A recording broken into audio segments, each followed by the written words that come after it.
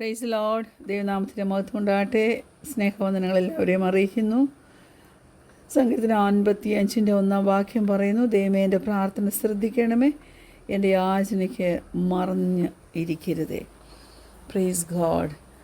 നമ്മുടെ ദൈവം നമ്മളെ ശ്രദ്ധിച്ചുകൊണ്ടായിരിക്കുന്നത്. നമ്മൾ സംസാരിക്കുന്നത്, നമ്മൾ അവനോട് ആവശ്യപ്പെടുന്നത്, അതും പുത്രൻ്റെ നാമത്തിൽ എന്തപേക്ഷിച്ചാലും തരാൻ ഒരുക്കമുള്ളൊരു നല്ല ദൈവത്തെ സേവിപ്പാൻ കർത്താവ് നമുക്ക് ഭാഗ്യം തന്നിട്ടുണ്ടല്ലോ. യേശു കർത്താവ് തൻ്റെ ശിഷ്യന്മാരോട് വളരെ സ്പെസിഫിക്കലി പറഞ്ഞിട്ടുണ്ടായിരുന്നു പേർപ്പസ് ഓഫ് പ്രയർ എന്താണെന്ന്. റെഗുലർ ആൻഡ് കണ്ടിന്യൂസ് പ്രയർ അവരുടെ ജീവിതത്തിൽ കാണണമെന്ന് കർത്താവ് അവരെ ബുദ്ധി ഉപദേശിക്കുമായിരുന്നു. അതിന് വേണ്ട പാരബിൾസൊക്കെ താൻ അവർക്ക് കൊടുക്കുമായിരുന്നു. അപ്പോൾ നമ്മൾ പ്രാർത്ഥിക്കുന്ന ഒരു വ്യക്തിയാണെങ്കിൽ, നമ്മളൊരു പ്രാർത്ഥനാ മനുഷ്യനാണെങ്കിൽ, എന്തൊക്കെ പ്രശ്നങ്ങൾ വന്നാലും നാം പിടിച്ചു നിൽക്കും. നമ്മളത് ഗിവപ്പ് ചെയ്യാതെ അതിൽ ജയം നേടുവാൻ തക്കവണ്ണം ദൈവം നമ്മെ സഹായിക്കും.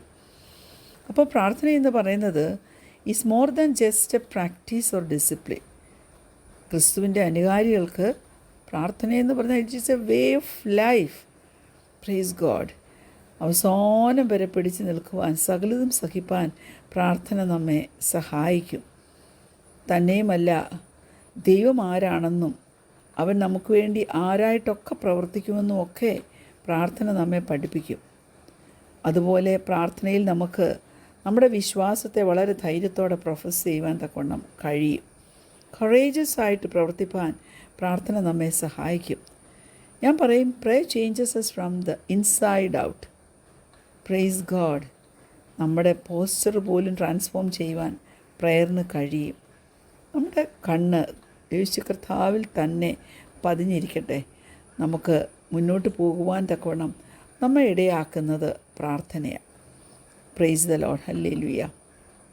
കർത്താവ് വളരെ ക്ലിയറായിട്ട് പറഞ്ഞു, നമുക്ക് ആഴത്തിലേക്ക് പോകുവാൻ, വിശ്വാസത്തിൻ്റെ ആഴത്തിലേക്ക്, വിശുദ്ധിയുടെ ആഴത്തിലേക്ക് ഒക്കെ നമുക്ക് പോകണമെന്നുണ്ടെങ്കിൽ, കൃപാവരങ്ങളുടെ ആഴത്തിലേക്ക് പോകണമെന്നുണ്ടെങ്കിൽ നമുക്ക് കർത്താവിൻ്റെ സഹായം കൂടിയേ തീരും. അതിന് നമ്മൾ അവനോട് പ്രാർത്ഥിക്കണം, അവനോട് കമ്മ്യൂണിക്കേറ്റ് ചെയ്തുകൊണ്ടിരിക്കണം. ആവശ്യങ്ങളൊക്കെ നമ്മുടെ ജീവിതത്തിൽ കടന്നു വരുമല്ലോ. ദൈവപൈതലേ, നീ യാചിക്ക്, കർത്താവ് ഉത്തരം തരും. പ്രാർത്ഥനയില്ലാത്തൊരു ജീവിതം, ഹല്ലേലൂയ, ദൈവത്തിൻ്റെ സാന്നിധ്യമോ ദൈവത്തിൻ്റെ ശക്തിയോ നമുക്ക് ആർജിച്ചെടുക്കുവാൻ കഴിയാത്തൊരു ജീവിതം വളരെ ദുഷ്കരമാണ്. ദൈവം ഒരു സ്വപ്നം തന്നിട്ടുണ്ടെങ്കിൽ, ഒരു വെളിപ്പാട് തന്നിട്ടുണ്ടെങ്കിൽ, കർത്താവ് തീർച്ചയായിട്ടും അതിനെ പൂർത്തീകരിക്കും. എന്തെങ്കിലുമൊക്കെ ഒരു ഡയഗ്നോസിസ് ഡോക്ടറിൽ നിന്ന് കിട്ടിയിട്ട് ഭാരപ്പെട്ടിരിക്കുന്ന ദൈവത്തിലാണോ നീ? Praise God. നിൻ്റെ ഒരു ബെസ്റ്റ് ഫ്രണ്ടുമായിട്ടല്ല, നിൻ്റെ ഒരു ഫാമിലി മെമ്പറുമായിട്ട് നിനക്ക് നിരപ്പാകാൻ പറ്റാതെ, ഒരു റെക്കൺസിലിയേഷനിലേക്ക് വരാതെ നീ കുഴഞ്ഞിരിക്കുവാണോ ദൈവ പൈതലേ? നിൻ്റെ ഹൃദയം വളരെ ഹെവിയായിട്ട് നിനക്ക് തോന്നുന്നുണ്ടോ? ഓരോ ദിവസം വരുമ്പോഴും നമുക്ക് എന്തൊക്കെ റെസ്പോൺസിബിലിറ്റീസ് ഉണ്ട്, എന്തൊക്കെ ഒബ്ലിഗേഷൻസ് ഉണ്ട്, എന്നാൽ അതിൻ്റെ കൂടെ ചില ഫ്രസ്ട്രേഷൻസും കയറി നമ്മളെ ഞെരുക്കുന്നില്ലേ? ഇനി ഒട്ടും പിടിച്ചു നിൽക്കാൻ പറ്റത്തില്ലെന്ന് തോന്നത്തില്ലേ? ഒന്ന് ശ്രദ്ധിച്ചേ, എൻ്റെ പ്രിയപ്പെട്ടവരൊന്ന് ശ്രദ്ധിച്ചേ. നമ്മൾ ഓരോരുത്തർക്കും സ്ട്രഗിൾസ് ഉണ്ട്. നമുക്ക് നമ്മുടെ അടുത്ത് ആരെങ്കിലും നീ മുന്നോട്ട് പോ, ജയം ദൈവം തരും, നിരാശപ്പെടല്ലേ എന്നൊക്കെ പറയാൻ ഒരാൾ കാണണമെന്ന് നമ്മൾ ആഗ്രഹിക്കുന്നില്ലേ? ഒരു ഫ്രണ്ടാണേലും മതി, കാണണമെന്ന് നാം ആഗ്രഹിക്കുന്നില്ലേ?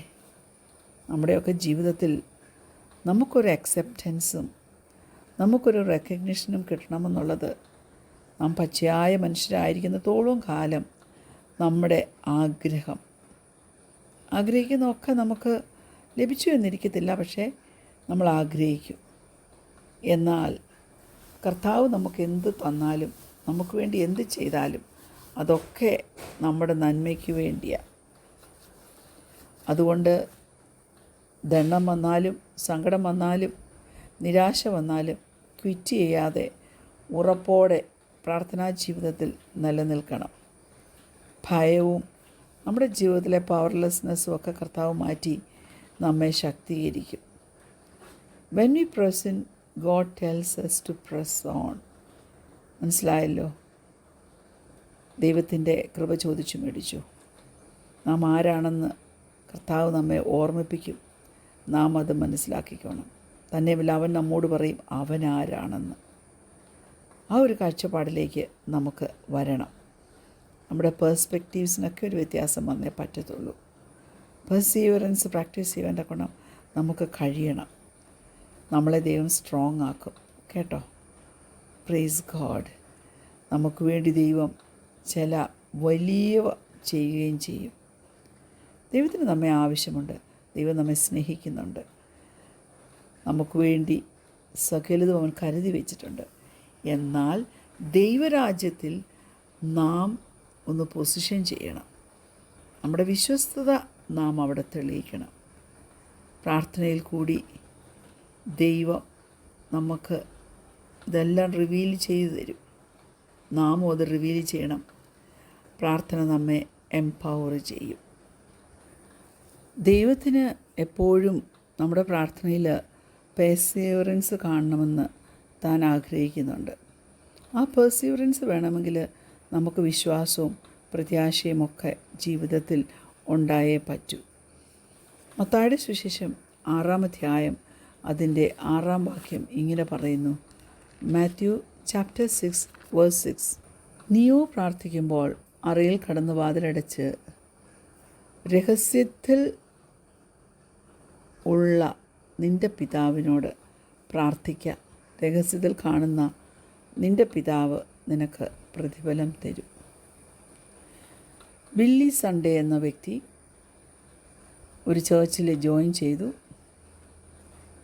ഒരു ക്രിസ്ത്യാനിയായ മനുഷ്യൻ വന്ന് അവൻ്റെ തോളയിലേക്ക് കൈയിട്ടു. എന്നിട്ട് പറഞ്ഞു, ഞാൻ നിനക്ക് 3 സിമ്പിൾ റൂൾസ് നിനക്ക് തരട്ടെ. അത് നിനക്ക് ചെയ്യാൻ കഴിയുമെങ്കിൽ നീ ഒരിക്കലും ഇങ്ങനെ എഴുതേണ്ടി വരത്തില്ല. ദ ക്രിസ്ത്യൻ ഹൂ റിട്രീറ്റ്സ് എന്നൊരിക്കലും നിൻ്റെ പേരിൻ്റെ പുറകിൽ എഴുതാൻ ഇടവരില്ല. പറഞ്ഞു കൊടുത്തത് എന്തൊക്കെയാണെന്നറിയാമോ? 15 മിനിറ്റ് എല്ലാ ദിവസവും ദൈവം നിന്നോട് എന്താണ് പറയുന്നതെന്ന് കേൾപ്പാൻ നീ മാറ്റിവെക്കുക. 15 മിനിറ്റ് നീ എല്ലാ ദിവസവും ദൈവത്തോട് സംസാരിക്കുക.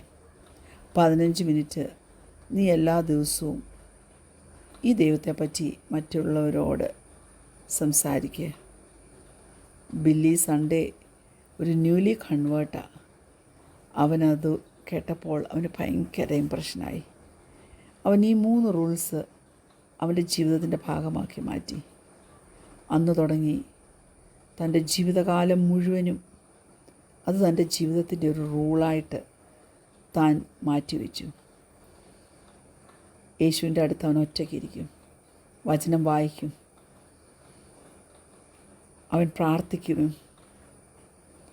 അതിനുശേഷം താൻ മറ്റുള്ളവരോടും ദൈവത്തിൻ്റെ ഒരു സാക്ഷിയായി സുവിശേഷം പറയുവാനായിട്ട് ഒരുങ്ങും.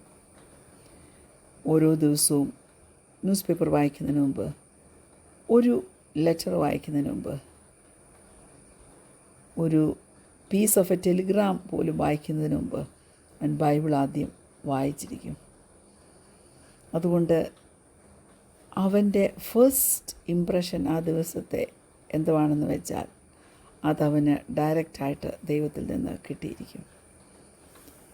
ഞാൻ പറയട്ടെ ദൈവമക്കളെ, എൻ്റെ നേരെയുള്ള ബ്രദർ US-ലാണ്.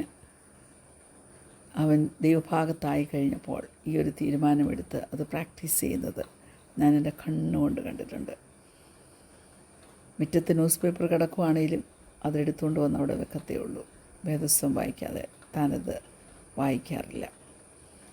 പ്രാർത്ഥനയെന്ന് പറഞ്ഞാൽ 2-വേ കമ്മ്യൂണിക്കേഷൻ റിലേഷൻഷിപ്പ് ദൈവവുമായിട്ട്. മിക്കവരും പ്രാർത്ഥിച്ചിട്ട് നമ്മുടെ ഹൃദയവും ആഗ്രഹവും എല്ലാം അങ്ങോട്ട് പറഞ്ഞേച്ചങ്ങ് പോകും. ദൈവത്തിനൊരു ഓപ്പർച്യൂണിറ്റി കൊടുക്കത്തില്ല നമ്മളോടൊന്ന് സംസാരിപ്പാനായിട്ട്. ദൈവത്തിന് ഓപ്പർച്യൂണിറ്റി കൊടുക്ക്. പ്രാർത്ഥിക്കുമ്പോഴും ദൈവശബ്ദത്തിന് വേണ്ടി കാതോർക്ക്. ദൈവം അനേക കാര്യങ്ങളെ നമുക്ക് കാണിച്ചു തരും. ഫ്രാങ്ക് ലോബാക്ക് എന്ന് പറഞ്ഞ വ്യക്തി പറഞ്ഞൊരു കാര്യമുണ്ട്. The difficulty with almost everyone who prays is that he says amen and runs away before God has a chance to answer. Listening to God is far more important than giving him our ideas. കണ്ണുകളടയ്ക്കാൻ പ്രാർത്ഥിക്കാം. ഞങ്ങളെ സ്നേഹിക്കുന്ന ഞങ്ങളുടെ നല്ല ദൈവമേ, സ്വർഗീയ പിതാവേ, നല്ല സമയത്തിനായിട്ട് ഞങ്ങൾ നിന്നെ സ്തുതിക്കുന്നു, സ്തോത്രം ചെയ്യുന്നു. ദൈവകൃപയിൽ ആശ്രയിച്ച് ദൈവത്തിൽ സകലതും സമർപ്പിച്ച് കർത്താവ് പറയുന്നത് കേട്ടുകൊണ്ട് കർത്താവിൻ്റെ ഒരു സാക്ഷിയായി ജീവിക്കാൻ ആവശ്യമാകുന്ന കൃപ ഞങ്ങൾക്ക് തന്നാട്ടെ. പ്രാർത്ഥന കേട്ടനാൽ സ്തോത്രം യേശുവിൻ്റെ നാമത്തിൽ തന്നെ. ആമേൻ. Praise Lord.